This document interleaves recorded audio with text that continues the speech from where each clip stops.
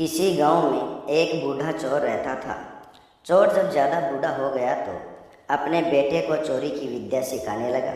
कुछ ही दिनों में वह लड़का चोरी करने में प्रवीण हो गया। दोनों बाप बेटे आराम से जीवन बिताने लगे। एक दिन चोर ने अपने बेटे से कहा, देखो बेटा, साधु संतों की बात कभी नहीं सुननी चाहिए। अगर कहीं कोई महात्मा उपदेश देता हो तो अपने कानों में उंगली डालकर वहाँ से भाग जाना। बेटा बोला, हाँ बापू, समझ गया। एक दिन लड़के ने सोचा, क्यों न आज राजा के घर पर ही हाथ साफ कर दूं। ऐसा सोचकर महल की तरफ चल पड़ा। थोड़ी दूर जाने के बाद उसने देखा कि रास्ते में कुछ लोग खड़े हैं।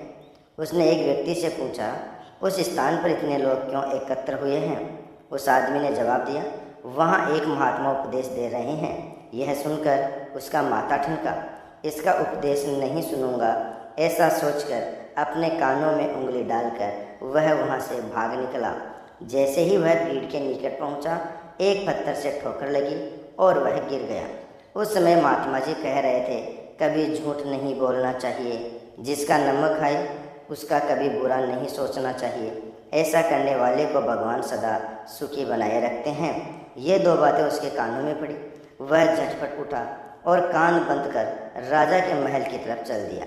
वहाँ पहुंचकर जैसे ही अंदर जाना चाहा तो उसे वहाँ बैठे पहरेदार ने टोका, अरे कहाँ जाते हो, कौन हो तुम? उसे महात्मा का उपदेश याद आया, झूठ नहीं बोलना चाहिए। चोर ने सोचा, आज सच ही बोल कर देखें। उसने जवाब दिया, मैं चोर हूँ, चोरी करने जा रहा हूँ। अच्छा जाओ। पहरेदार ने सोचा, राजमहल का नौकर होगा, मजाक कर रहा है। चोर सच बोलकर राजमहल में प्रवेश कर गया। एक कमरे में घुसा। वहाँ ढेर सारा पैसा तथा जेवर देखकर उसका मन खुशी से भर गया। एक थैले में धन भर लिया और दूसरे कमरे में घुसा। वहाँ रसोईघर था। अनेक प्रकार का भोजन वहाँ रखा हुआ था। वह खाना खाने लगा।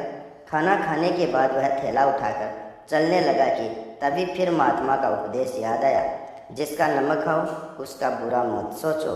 उसने अपने मन में कहा, जो खाना खाया उसमें नमक भी था, इसका बुरा नहीं सोचना चाहिए। इतना सोचकर थैला वहीं रख वह वापस चल पड़ा। पहरेदार ने फिर पूछा, क्या हुआ, चोरी क्यों नहीं की? देखिए, जिसका नमक खाया है उसका बुरा नहीं सोचना चाहिए। मैंने राजा का नमक खाया है, इसलिए चोरी का माल नहीं लाया, वहीं रसोई घर में छोड़ आया हूँ। इतना कहकर वह वहाँ से चल पड़ा। उधर रसोइये ने शोर मचाया, पकड़ो पकड़ो, चोर भाग रहा है। पहरेदार ने चोर को पकड़कर दरबार में उपस्थित किया। राजा के पूछने पर उसने बताया कि एक महात्मा के द्वारा दिए गए उपदेश के मुताबिक मैंने पहरेदार के पूछने पर अपने को चोर बताया, क्योंकि मैं चोरी करने आया था।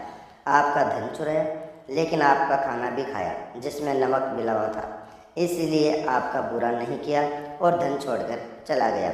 उसके उत्तर पर राजा बहुत खुश हुआ और उसे अपने दरबार में नौकरी दे दी। वह 2-4 दिन तक घर नहीं गया तो उसके बाप को चिंता हुई कि बेटा पकड़ लिया गया होगा। लेकिन 4 दिन के बाद लड़का आया तो बाप अचंभित रह गया अपने बेटे को अच्छे वस्त्रों में देखकर।